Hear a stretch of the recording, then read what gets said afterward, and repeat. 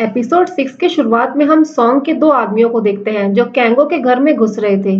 जब घर पर कोई भी नहीं था, वो घर में घुसकर कुछ ढूंढने की कोशिश कर रहे थे। कैंगो की आने की आवाज सुनकर दोनों कबर्ड में छुप जाते हैं। कैंगो जब घर के अंदर आता है तो देखता है कि उस पिगी ने पूरे घर को गंदा कर दिया है। पिगी के साथ साथ उन दोनों ने भी पूरा सामान वहां पर फैला दिया था। उसको यही लग रहा था कि ये सारा कुछ पिगी ने ही किया है। वो सारा सामान जगह पर रखकर घर की सफाई करने लग जाता है। उसी समय कैंगो को मारने के लिए तेसो का एक आदमी आता है। वो जैसे ही कैंगो पर अटैक करता है तब दोनों आदमी अचानक से कबर्ड से बाहर आ जाते हैं और उसके साथ फाइट करने लगते हैं। वो आदमी अपनी जान बचाकर वहां से निकल जाता है।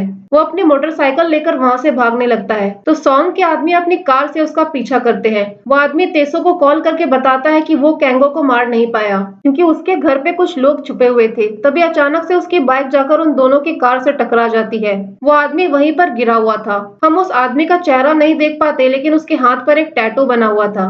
इस तरफ तेसो ये सब सुनकर काफी गुस्से में था। दूसरी तरफ हम कैंगो को देखते हैं जिसे कुछ भी समझ नहीं आ रहा था कि आखिर यहाँ पर हुआ क्या। यंगसुन के आते ही वो बताने लगता है कि कुछ लोग घर में घुस गए थे, लेकिन यंगसुन को लगता है कि वो कहानियां बना रहा है। वो उस पर भरोसा ही नहीं करती, उल्टा वो उसे डांट लगाकर सारा कुछ साफ करने को कहती है। इस तरफ सॉन्ग के आदमी उसे बताते हैं कि तेसो का आदमी हॉस्पिटल से गायब है।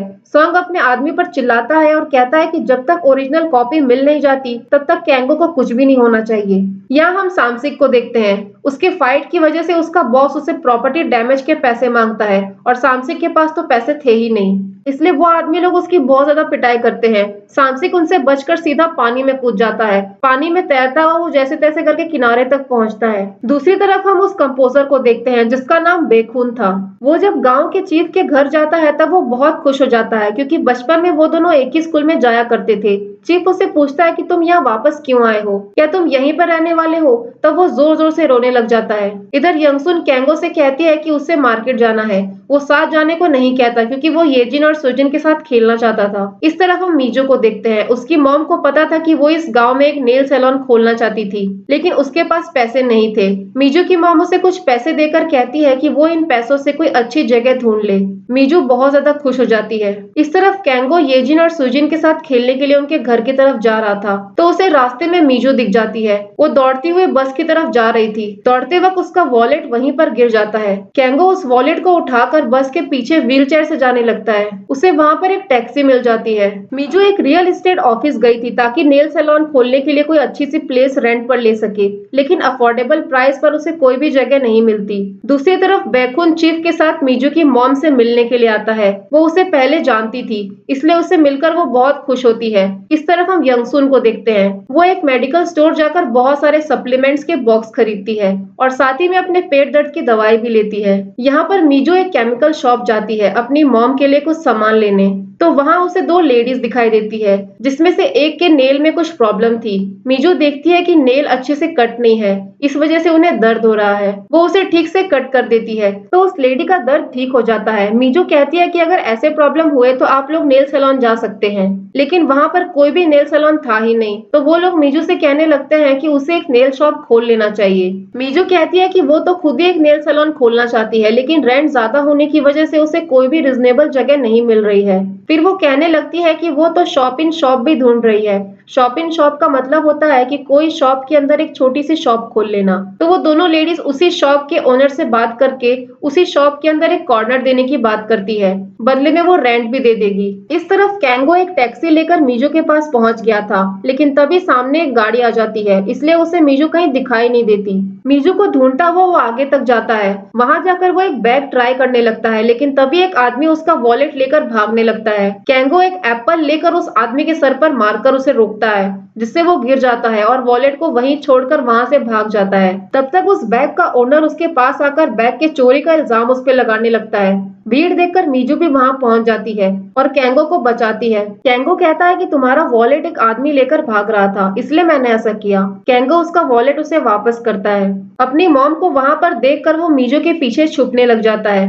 यंगसुन दोनों को लेकर फिर वापस जाती है। गाड़ी में वो कैंगो को बहुत डांट लगाती है। घर पहुंचकर यंगसुन मीजू को कुछ सप्लीमेंट्स देती है अपनी मॉम को देने के लिए। वो हमेशा से मीजू को ब्लेम करती थी, कैंगो का एग्जाम मिस हुआ था इस वजह से, लेकिन अब वो उस चीज के लिए उसे सॉरी कहती है और बोलती है कि शायद उसी चीज के लिए अब उसे पनिशमेंट मिल रही है। इधर बेकुन सबसे मिलने के लिए आता है। वहां जाकर वो सबसे मिलता है और थोड़ी देर के बाद सबसे कहता है कि हमें पिग फार्म को इस गांव से हटा देना चाहिए। सब लोग यंगसुन के बारे में सोचकर मना करने लगते हैं। फिर बेकुन सबको लालच देता है कि पिग फार्म की जगह वो एक कॉन्सर्ट हॉल बनवाएगा। सैमसिक को वो उस कॉन्सर्ट हॉल में सिक्योरिटी का हेड बनाएगा और सिंगर्स के हेयर और मेकअप के लिए वो मीजू को काम देगा और दूसरे लोगों को भी एम्प्लॉयमेंट मिलेगी। ये सारी चीजें सुनकर सारे लोग कन्विंस होने लग जाते हैं। इस तरफ यंगसुन मार्केट से लौटते वक्त हर किसी के घर में सामान रखते हुए जा रही थी, लेकिन उसे कोई भी दिखाई नहीं दे रहा था। वो सोच रही थी कि आखिर सब लोग गए कहाँ। यंगसुन को पिग फार्म जाना था क्योंकि एक पिग को बेबीज होने वाले थे। इस वजह से वो अगली सुबह वापस आने वाली थी। वो कैंगो को समझाकर वहां से जाने लगती है। रास्ते में वो देखती है कि सारे लोग एक जगह पर इकट्ठा हुए हैं। वो जब जाकर उनकी बातें सुनती है तो उसे पता चलता है कि सारे लोग उसका पिग फार्म को बंद करने की प्लानिंग कर रहे हैं। सब लोग कह रहे थे कि अगले दिन जाकर वो लोग पिग फार्म के सामने प्रोटेस्ट करेंगे। ये सब सुनकर यंगसुन को बहुत बुरा लगता है कि उसके ही जानने वाले उसके साथ ऐसा कर रहे हैं। इस तरफ कैंगो एक लेक के पास बैठा था। तब हम सामसिक को देखते हैं जो अब गांव में वापस आ चुका था। वो वहां पर कैंगो को देखता है। कैंगो को देखकर उसे याद आता है कि कैसे वो वहां जाकर कैंगो से भीख मांग रहा था जब उसके दोस्त ने उसे चोरी के इल्जाम में फंसा दिया था, लेकिन कैंगो ने उसकी मदद करने से सीधा मना कर दिया था। सामसिक कैंगो के पास जाता है और उसे बहुत खड़ी खोटी सुनाता है और गाली भी देता है। कैंगो गुस्से में आकर कहता है कि वो अपनी मॉम को बता देगा। फिर वो येजिन और सुजिन के घर जाकर उन्हें बताता है कि उसे एक आदमी ने गाली दिया। ये सुनकर येजिन लड़ने के लिए जाने लगती है, लेकिन मीजू उसे रोक लेती है। दोनों बच्चे फिर कैंगो को अपने ही घर में डिनर करने के लिए बोलते हैं क्योंकि उसकी मॉम तो पिग फार्म में बिजी थी। इधर सामसिक के पेरेंट्स जब घर आते हैं तब उन्हें लगता है कि घर में कोई चोर घुस आया है। अंधेरे की वजह से वो लोग कुछ देख नहीं पाते और जो था उसे बहुत ज्यादा पीटने लगते हैं। फिर उन्हें पता चलता है कि वो तो सामसिक है। सामसिक को फिर वो लोग कैंगो के कंडीशन के बारे में बताते हैं। इस तरफ डिनर करते वक्त सुजिन कहता है कि हम एक फैमिली की तरह लग रहे हैं। तब मीजू उसे चुप कराती है। सुजिन अपना कैरेट निकालकर कैंगो को दे देता है। तब मीजू उसे डांट लगाती है। वो कैंगो का कैरेट निकाल कर कहती है कि तुम कैरेट नहीं खाते। कैंगो पूछता है कि तुम्हें ये बात कैसे पता चली, हम पहले फ्रेंड्स थे क्या? मीजू कहती है कि हम साथ में स्कूल जाया करते थे। मीजू कैंगो से कहती है कि वो दोबारा उससे नहीं मिलना चाहती और वो उसे ये भी कहती है कि उसके बच्चों से भी वो दूर रहे। कैंगो फिर उदास होकर मीजू से पूछता है कि क्या मैं तुम्हारे साथ भी बुरा था? मीजू कोई जवाब नहीं देती। दूसरी तरफ सॉन्ग के आदमी फिर कैंगो के फार्म पहुंचते हैं ओरिजिनल कॉपी ढूंढने के लिए। वहाँ यंगसुन उन दोनों को देख लेती है। वो बहाना बना देते हैं कि उन्हें खाद खरीदना है। यंगसुन कहती है कि अभी उसके पास खाद नहीं है। वो लोग वहाँ से जाने लगते हैं और तभी यंगसुन को बहुत जोर से पेट में दर्द होना शुरू हो जाता है। फिर हमें पास्ट का एक सीन दिखाया जाता है जब यंगसुन छोटी थी। उसके पेरेंट्स उसके भाई के साथ एक पिकनिक के लिए जा रहे थे। वो उनके लिए कुछ खाने का बनाकर भी देती है। वो नहीं जा रही थी क्योंकि उसके एग्जाम्स थे। थोड़ी दूर जाते ही यंगसुन के सामने ही उन तीनों का एक्सीडेंट हो जाता है।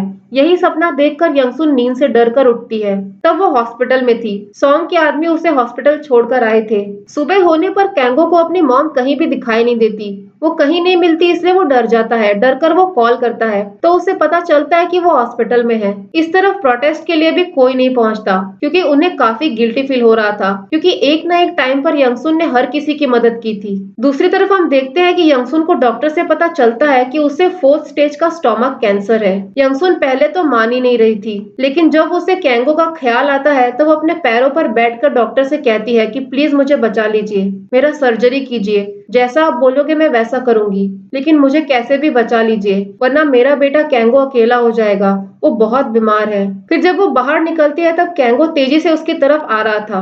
वहां पहुंचकर वो सीधा नीचे गिर जाता है। यंगसुन पहले तो उसे उठाने की कोशिश करती है, फिर कुछ सोचकर उसे छोड़ देती है और उसे छोड़कर वहां से जाने लगती है। और इसी के साथ एपिसोड 6 यहीं पर खत्म हो जाता है। अगर वीडियो पसंद आई हो तो लाइक और सब्सक्राइब जरूर करें। Thank you so much guys.